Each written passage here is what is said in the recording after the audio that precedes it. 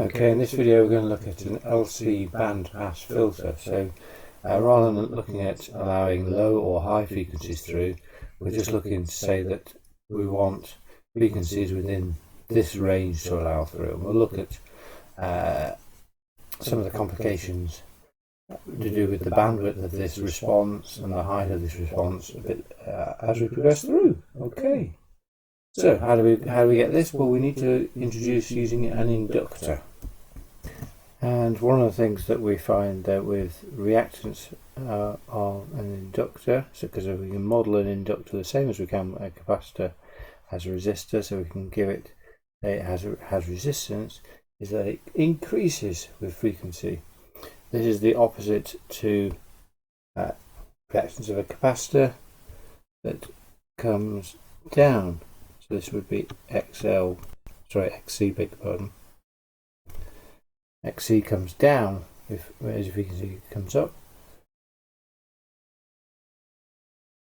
And for particular size capacitor and particular size resistor, we notice that there is a point where both of them meet. Okay, and the point that they meet where XC equals XL is called the resonant frequency. I better just remind you that XL there is equal to 2 pi F L, where L is the value of the inductor. Okay, let's put some of that into practice. Okay, well, just before we move on, what I've just done is I've just combined the two, so the resonant frequency is equal to 1 over 2 pi root LC, which is effectively, we're saying that 2 pi FL is equal to 1 over 2 pi FC. So if we do a bit of jiggery-pokery, make frequency the subject of the formula, then we end up with this formula for our resonant frequency. Okie dokie. So there's our filter circuit. So what we've got is we've got a resistor and then the bottom half, and effectively it's just a potential divider that we've bent round. Resistor, and the bottom half of the potential divider we've got our inductor and our capacitor. Okay, and they're both in parallel with each other. What we normally you don't have to show it in the circuit diagram unless you're really asked to, but our inductor is a coil of wire. Well, even wire has some resistance, so we put a little tiny resistor there. It's kind of useful for when we're working out values. So let's start off with some calculations. So first of all, if we ask the question, what is the resonant frequency of the filter? So 1 over 2 pi LC. So I make that 2.3 kilohertz. I might just double check that. Okay, we now move on to what's called dynamic resistance. Now what we can do at the resonant frequency, we can approximate what the effectively resistance of this parallel network is, and its approximation is called dynamic resistance. Dynamic resistance is equal to this formula, where RL is the resistance of our inductor. So let's just give that a value. We'll call that, we'll give that a nice small value, 2 ohms. It won't be very much. So therefore, then we can do another calculation, but work out what the dynamic resistance is for this circuit at the resonant frequency. So for this circuit, the approximate resistance of the parallel network is 235 kilo ohms. So you can see that at the resonant frequency, when XL equals C, it has a massive resistance compared to our resistor R, which means that more the voltage is going to be across this part of the network. So that's why V out is its maximum, because this has got a massive effective resistance at the resonant frequency. Okay. So if we want to calculate what the output voltage is at resonance, so if we say we've got an input signal that's got a peak of 10 volts, it's going to be a wiggly signal, but we can look at it for when the output is its peak. 10 volts, then it's just purely a potential divider network of R2 over R1 plus R2. Okay, so I just made R there 1K, so therefore we've got 235 over 1 plus 235 times 10 volts gives us 9.95 volts. And I expect it to be quite large because that's when our Vx will be maximum, because this is massive resistance compared to this. Okay, I want to go on and look at filter responses. So what we want is a filter response that looks approximately like this, so that when we've got a range of frequencies, we can allow this range of frequencies to go through, but either side of it we don't, and then we have an equal gain across those range of frequencies. Okay, and we've got several options here. So what we've got is we can get a good response here, and when I say good, it's a compromise, because it's going to give us a maximum amplitude output, because we've got a higher gain there compared to this poorer one. However, this what happens is we haven't got linear gain across all frequencies because it's quite narrow. Now, something else we can do, which is not part of this video, is use several LC filters together to make what's called a stack filter. But then this one here, which hasn't got as great a gain, has got a more linear gain across a wider range of frequencies, so it's got a wider bandwidth. So that leads us on to Q factor and selectivity. So when we're talking about Q factor, selectivity, so selectivity is the ability to select a channel or a range of frequencies and reject all others, because when we listen to some sort of radio station or somebody speaking, we don't want to get interference from anybody else. And what it has impact on Q factor? Well, a high Q factor is a high selectivity. So as we can see from this good one, high selectivity, so we're only going to be able to get a small range of frequencies because it's highly selective. And obviously the compromise there is going to be bandwidth, as we will see, is going to be limited because we're being very, very selective. Okay, let's write a couple of formulas down. So our two formulas here for calculating Q factor: 2 pi resonant frequency times our value of inductor divided by the resistance of our inductor, which is equal to the resonant frequency divided by our bandwidth. Which also means then we can do it semi-graphically, because if we know the resonant frequency and we know the maximum, then bandwidth is always going to be 70%, 1 over root 2 of the maximum. Okay, so I think it's time to put some of that into practice with some more questions. So we've got the circuit here. So first of all, let's calculate what the resonant frequency is. Okay, so 1 over 2 pi root LC. Okay, so substituting all values into the formula, so always put the formula. So I make that 142.4, if you like, kilohertz in our resonant frequency. Okay, so let's work out what the Q factor of this is, see how selective it is.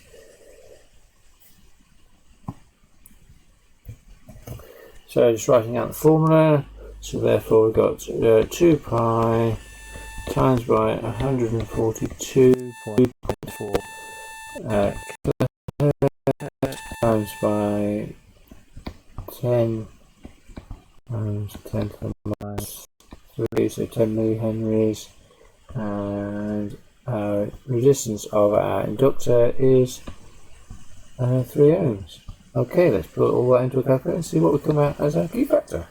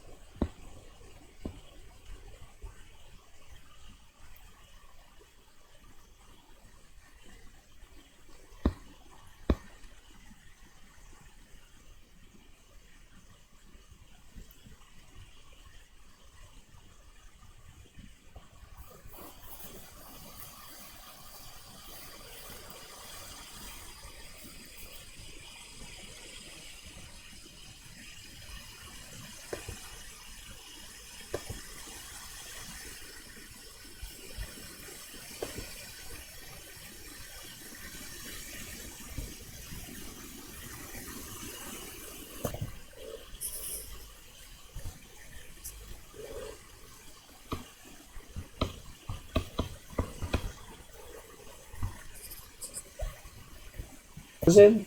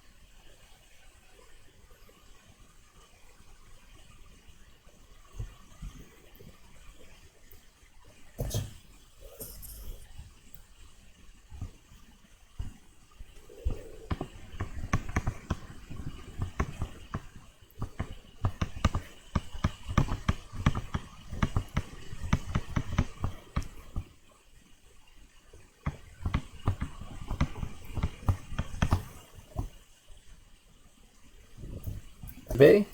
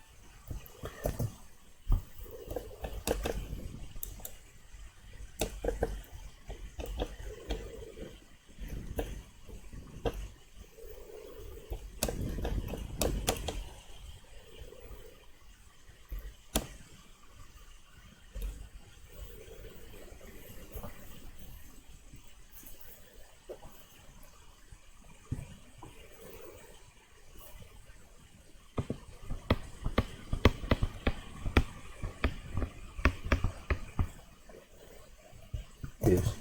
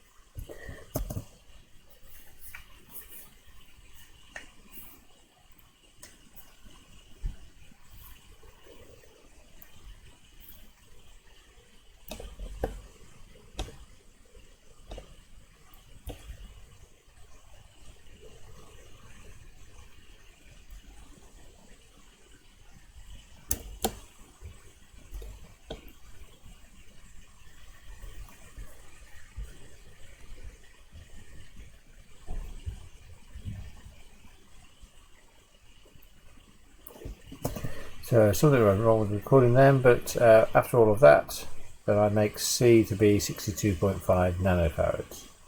Okay, so we just did that for fun, just so we're working backwards. Happy days. I suppose we could have worked out what the output voltage is going to be at the break frequency. Let's just have a quick look at what it would look like on a graph though. So looking at it as a graph, then we've got our resonant frequency.